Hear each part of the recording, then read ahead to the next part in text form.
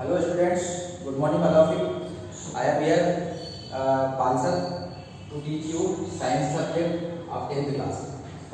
As you know very well, COVID-19 criteria is going on, so you have to maintain social distance, wear mask and sanitize your hand time to time to protect yourself and your family from COVID-19. Yes, it is our first subject, beta. First subject chemical reaction. What is the name of first subject? First chapter, that is chemical reaction and equation. ठीक है? Chapter 1 it is. Chapter 1 chemical reaction and equation. Okay. So we are going to start our introductory part of chemical reaction and equation. See, what happens when? क्या होता है जब milk is left at room temperature during summer? गर्मियों में दूध को है ना कमरे के तापमान पर खुला छोड़ दिया जाए तो क्या होगा? कमरे का तापमान रूम टेम्परेचर क्या होता है? रूम टेम्परेचर होता है 25 डिग्री सेल्सियस या फिर उससे ज्यादा जनरली. ठीक है. सेकंड, इस पर आपको विचार करना है कि milk is left at room temperature during summers तो क्या होगा. हम बात करेंगे, पहले इन सभी पॉइंट्स की बात कर रहे हैं, उसके बाद ये चर्चा करते हैं क्या होगा. An iron tawa pan layer is left exposed to humid atmosphere. नमी वाले वातावरण में यदि हम लोहे से बनी हुई वस्तुओं जैसे नेल है, पेन है, तवा है, ये सब क्या होते हैं? लोहे से बने होते हैं, आयरन से बिल्डअप होते हैं. ठीक है. तो इनमें क्या परिवर्तन आता है? ठीक है. Grapes get fermented. जब ग्रेप्स को क्या किया जाता है? सप्रेस किया जाता है तो क्या होता है? ठीक है.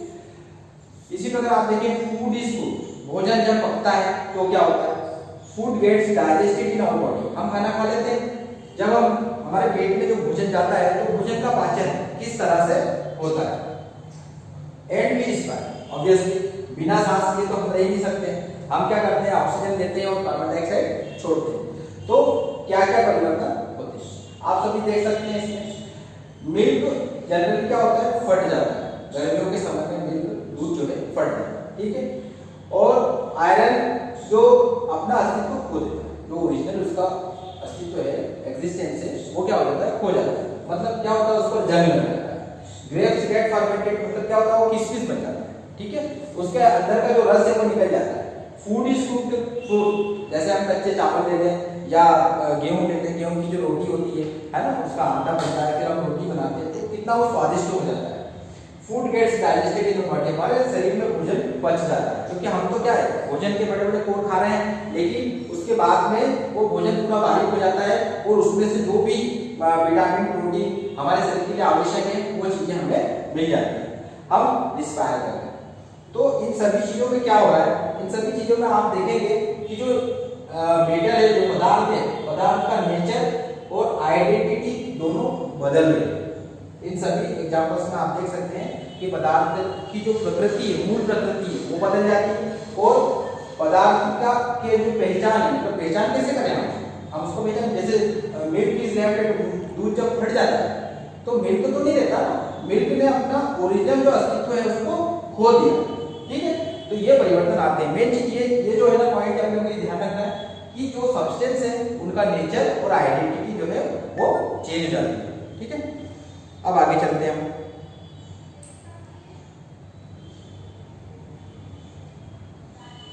पॉज कर दें.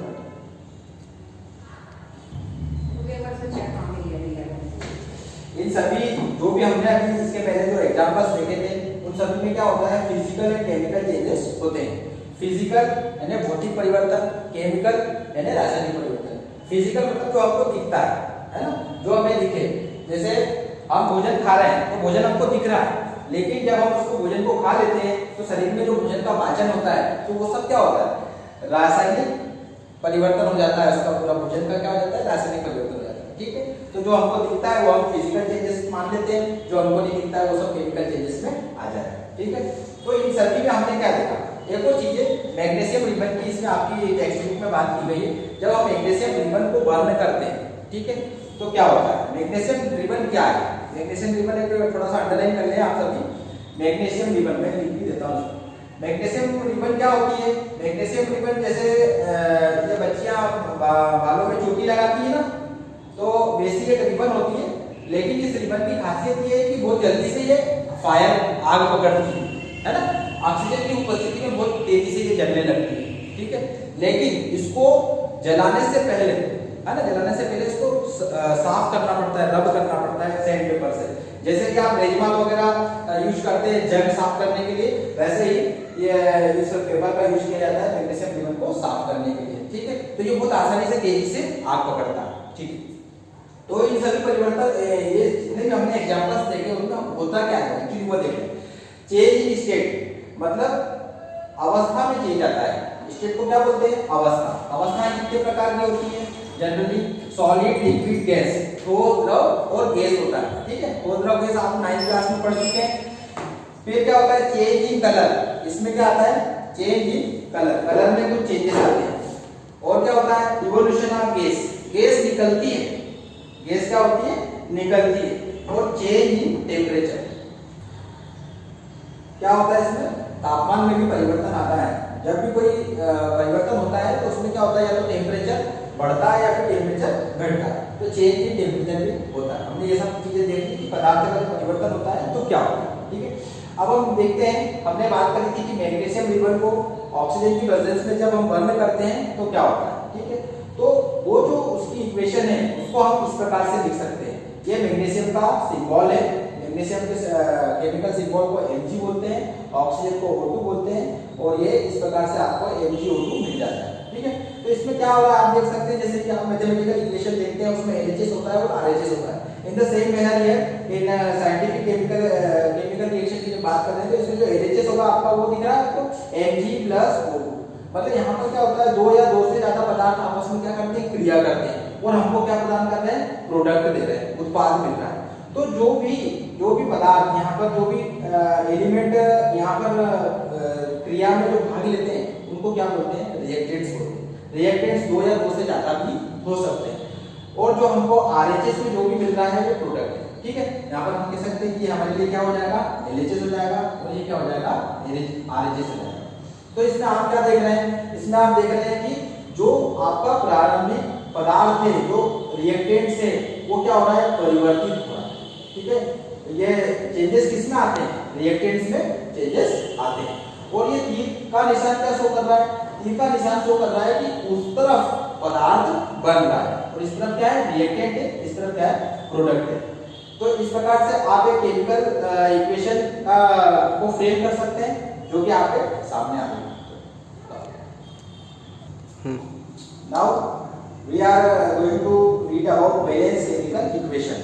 कोई भी जो केमिकल इक्वेशन होती है वो जब बैलेंस नहीं होती है तो उसको क्या बोलते हैं? स्कैटर केमिकल इक्वेशन बोलते हैं। स्कैटर केमिकल इक्वेशन जो भी होती है उसको हमको क्या करना पड़ता है? बैलेंस करना पड़ता है। तो इस टॉपिक में हम क्या सीखेंगे कि किस प्रकार से केमिकल इक्वेशन को बैलेंस करते हैं।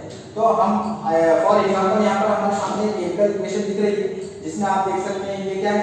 आयरन है, ये है वाटर, ये Fe3O4 है, फेरिक ऑक्साइड है, और ये हाइड्रोजन है। तो यहाँ पर हमको ये देखना है कि ये क्या ये केमिकल इक्वेशन बैलेंस है।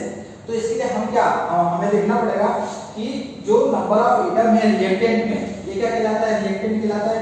आप सभी देख चुके हैं यहाँ पर ये रिएक्टेंट है और ये क्या है? प्रोडक्ट है। तो हमें क्या देखना है कि जो एलिमेंट के जो नंबर ऑफ एटम है वो क्या है? वो सेम एक ही नहीं है, दोनों तरफ देखें, LHS में भी देखें और RHS में भी देखें। तो इसके लिए हमने एक टेबल बनाई हुई है, यहाँ पर आप देख सकते हैं। सबसे पहले हमको देखना है कि इसमें इस पर्टिकुलर केमिकल इक्वेशन में एलिमेंट कितने आ रहे हैं, कौन कौन से एलिमेंट आ रहे हैं, आप उसको आइडेंटिफाई करें और इस प्रकार से आप उसको टेबल में लिख सकते हैं। तो सबसे पहला एलिमेंट आपको यहाँ दिख रहा है Fe, आयरन दिख रहा है, आयरन आपने लिख लिया। फिर आपको दिख रहा होगा हाइड्रोजन, हाइड्रोजन लिख लें। फिर उसके बाद आप लिख लें ऑक्सीजन। अब आप देखें कि number of atom in reactant में आपके एटम कितने आ रहे हैं वो देखिए आप। तो ये हमारा रिएक्टेंट है, रिएक्टेंट में आप देखेंगे तो Fe कितना आ रहा है? Fe के कितने एटम आ रहे हैं? 1 आ रहे हैं। हाइड्रोजन के कितने एटम आ रहे हैं? 2 आ रहे हैं। ऑक्सीजन के कितने एटम आ रहे हैं? 1 आ रहे हैं, ठीक है। इसी प्रकार आप number of atom in product देख सकते हैं। आयरन के कितने एटम आ रहे हैं? 3 आ रहे हैं। ऑक्सीजन के कितने एटम आ रहे हैं, 4 आ रहे हैं, और हाइड्रोजन के कितने आ रहे हैं, 2 आ रहे हैं। तो इस प्रकार से हम देखते हैं कि यहाँ पर जो नंबर ऑफ एटम है रिएक्टेंट और प्रोडक्ट में वो सेम नहीं आ रहे हैं। अब यहाँ पर क्या आ रहा है, 3 आ रहा है, यहाँ भी 3 आना चाहिए था ना। अब ये हाइड्रोजन के केस में हम देखें तो हाइड्रोजन तो बैलेंस है, लेकिन ऑक्सीजन बैलेंस नहीं है। रिएक्टेंट में भी इसको क्या आना था, यहाँ पर नंबर ऑफ एटम 4 होना चाहिए। तो इसके लिए हम क्या करेंगे, हम अपनी जो रिएक्शन है उसको ध्यान से देखेंगे और हम उसमें क्या मैनिपुलेट कर सकते हैं वो देखेंगे। तो सबसे पहले हम देखते हैं Fe प्रोडक्ट में कितना आ रहा है, 3 आ रहा है।